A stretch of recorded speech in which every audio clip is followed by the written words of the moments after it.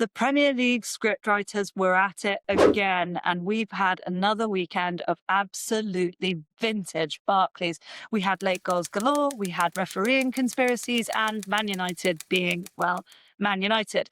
At Route One, our mantra is always football fast, no faff. So here are 5 talking points for you to discuss around the water cooler at work today, starting with the champions, who came unstuck in dramatic fashion at Selhurst Park. And you know what they say, you live by the sword, you die by the sword. And it was Liverpool on the end of a 98th minute late dagger from Eddie Nketiah to lose 2-1 and surrender their unbeaten record, with Palace maintaining a club record unbeaten record for 18 games. The champions once again looked unconvincing, with Palace racking up an XG of 2.92.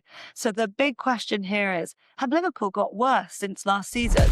To rub salt in Liverpool wounds, it was Arsenal who took advantage of their stutter with a late win of their own at St James's Park, coming courtesy of a 96th minute Gabriel Magalhaes header. It was all looking a bit déjà vu for the Gunners when Waltemada put Newcastle 1-0 up in the first half, and there was refereeing controversy too when Arsenal were denied a penalty on what looked like a trip on Victor Gyökeres from Nick Pope. But the Gunners stayed strong, and an 84th minute header from Mikel Merino got them back in the game before a dramatic late winner from Gabriel. So the big question coming out at St James's Park is, are Arsenal now favourites for the Premier League title? From late drama to insipid Saturday lunchtime dross, and again to Ruben Amorim after Man United lost again. After yet another defeat, he was fielding uncomfortable questions about his future, and after 6 games, United have managed just 2 wins. But the results aren't really the main thing. It's the consistently poor manner of their performances and rigid commitment to 5-3-2 that clearly doesn't suit a lot of the players that is raising familiar concerns. 35-year-old Jordan Henderson bossed the midfield against the duo of Bruno Fernandes and Manuel Ugarte. And after a 3-1 defeat, the question is, how much longer can this go on for Ruben Amorim?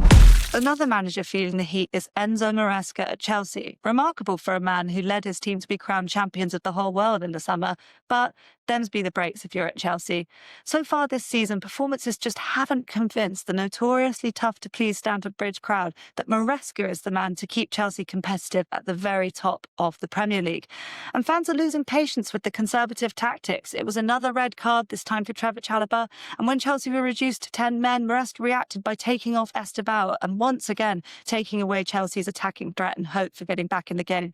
A vote of confidence came from the board, and with Jose Mourinho returning to Stamford Bridge on Tuesday night with Benfica, as well as a visit from Liverpool next Saturday. And the big question is, will Maresca be in the dugout when we return from the international break in November?